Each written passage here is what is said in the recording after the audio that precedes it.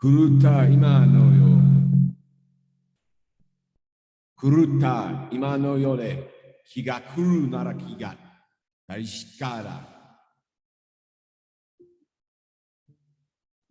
In this current crazy world, if you were going crazy, you were being sane.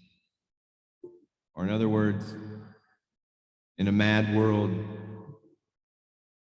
only the insane. In a mad world, only the mad are sane. That is a quote from Akira Kurosawa. The movie Ran, R-A-N, is loosely based upon a Shakespearean classic. Maybe Macbeth, but Akira Kurosawa, that was a line in one of his movies, a great Japanese film director. In a mad world, only the mad are truly sane, something along those lines. But anyway, because I didn't really quite get to dial in on where I was going with the whole, heavy metal music, death metal, black metal. It was kind of I was trying to kind of explain the metal scene in general, and then I was kind of also trying to talk about somebody who I was, interacted with back when I was heavily involved in the metal scene. That was, probably 2008 was the last time I was around anything to do with the metal scene. That was right around the time the band that I had, Abithos, it all broke up, and then so everybody went their own ways. I guess I was a traitor. I left the metal scene and started playing blues guitar here in Austin, Texas. I played blues guitar for a lady from Jamaica. Her name was Tish Lancaster. So I played blues music after my metal stint and playing metal, and played blues guitar here in Austin, Texas. And I did that for a few years and just finally realized that, I was kind of being my own worst enemy, and that it was just a way for me to drink for free. And at the end of the day, but so I moved on even from playing guitar altogether, and, sold a lot of my guitars, had some of them stolen. But anyway, the whole thing with the metal music, where I was going with that, where I was trying to go with that was explain, a lot of the symbols and things associated with it. Yeah, they're overtly satanic, but in an insane world, the insane are the ones that are truly sane, in my estimation. I mean, there's a reason why Christianity in its form as a religion, or a way that it was set up, failed. I mean, there's a reason why there's no one to this day.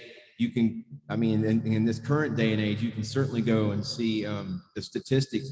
People have just left the big religions, in droves, and it's been that way. I mean, it's because it's been a religion of hypocrisy for the most part.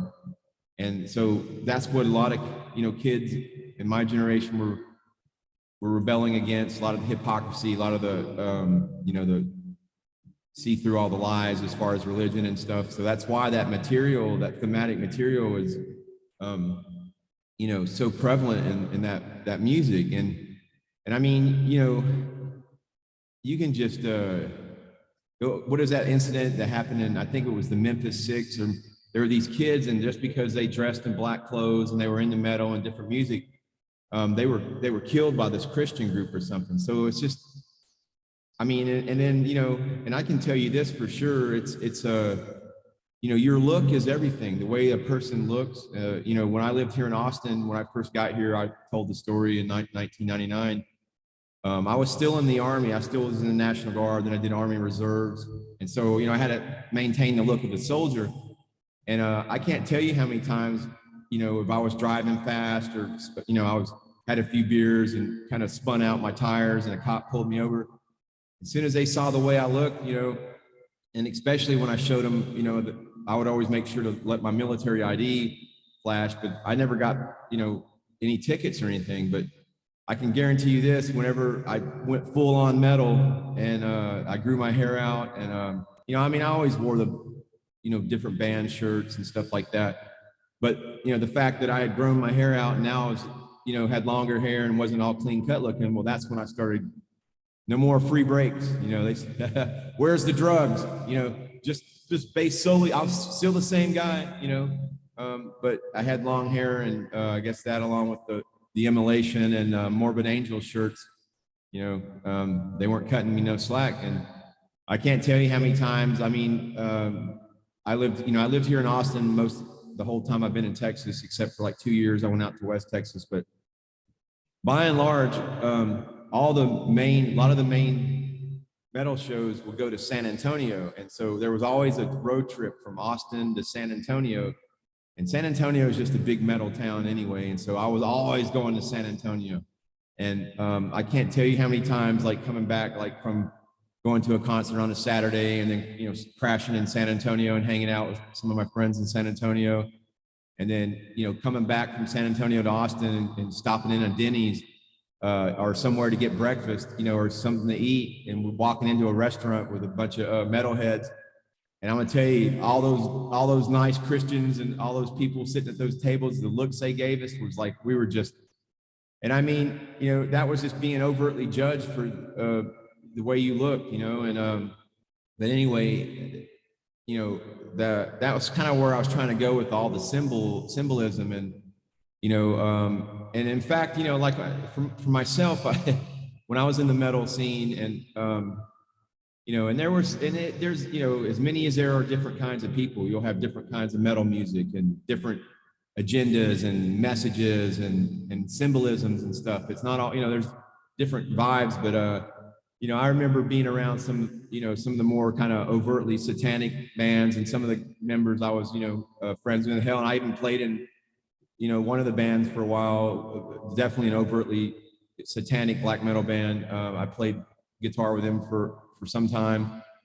But I remember, just saying, in my mind, it was like, well, you guys, you Satanists are still Christians. And they would look at me like, what are you talking about? I'm like, well, because you're still, as a Satanist, you're still within the Christian mythology. You're still part of that whole package. So, you're still technically a Christian, and so anyway, but that was kind of how I looked at all that stuff, and religion and stuff. And that's not to say that I don't have a faith in a sense, but it's not the same faith that's been put out by the Catholic Church, by any of the churches where they're all about control. And that's what religion is, and has been and was set up to be. It was meant to control humans and